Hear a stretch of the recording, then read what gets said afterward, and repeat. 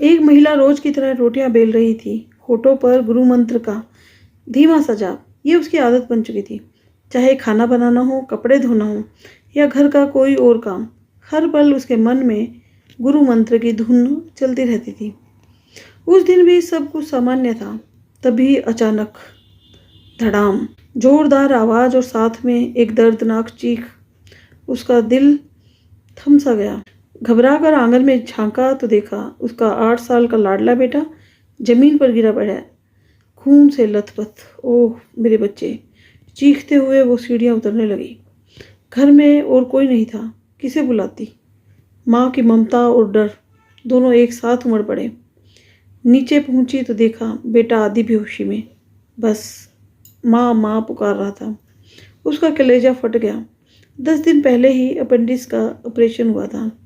टांके अभी हरे ही थे, लेकिन पता नहीं कहाँ से इतनी ताकत आ गई कि 20-22 किलो के बेटे को गोद में उठा लिया और पड़ोस के नर्सिंग होम की तरफ दौड़ पड़ी। दौड़ते दौड़ते मन में रोष था, हे गुरुदेव, मैंने आपका क्या बिगाड़ा था जो मेरे बच्चे के साथ? आंसू और शिकायतें साथ साथ बह रही थी। किसी तरह डॉक्टर तक पहुंची और चमत्कार ये कि डॉक्टर जो रोज 2 बजे तक ही रहते थे, आज 3:30 बजे भी वहीं थे। तुरंत इलाज हुआ और बेटा खतरे से बाहर। चोटें गहरी नहीं थी, ऊपर ऊपर की थी। रात को सब टीवी देख रहे थे, लेकिन उसका मन बेचैन था। दिन की घटना बार बार आंखों के सामने घूम रही थी। तभी उसे याद आया, कल ही तो आंगन से पुराना हैंडपंप का पाइप हटवाया था, ठीक उसी जगह जहाँ बेटा गिरा था। अगर वो पाइप वहीं होता तो शायद बेटा बचता नहीं। फिर उसके हाथ अपने पेट पर गए जहाँ टांके अब भी हरे थे। मैंने कैसे बेटे को उठाया, आधा किलोमीटर कैसे दौड़ी, और वो भी बिना थके? सोचकर खुद को ही हैरानी रह गई। अब उसे महसूस हुआ कि ये सब संयोग नहीं था, जैसे कोई अदृश्य हाथ उसकी मदद कर रहे थे, रास्ता साफ कर रहे थे, ताकत दे रहे थे, डॉक्टर को रोक रहे थे। उसकी आंखें भर आई।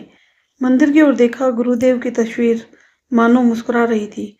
उसने रोते रोते अपने गुरुदेव से मन मन की शिकायतों के लिए माफी मांगी।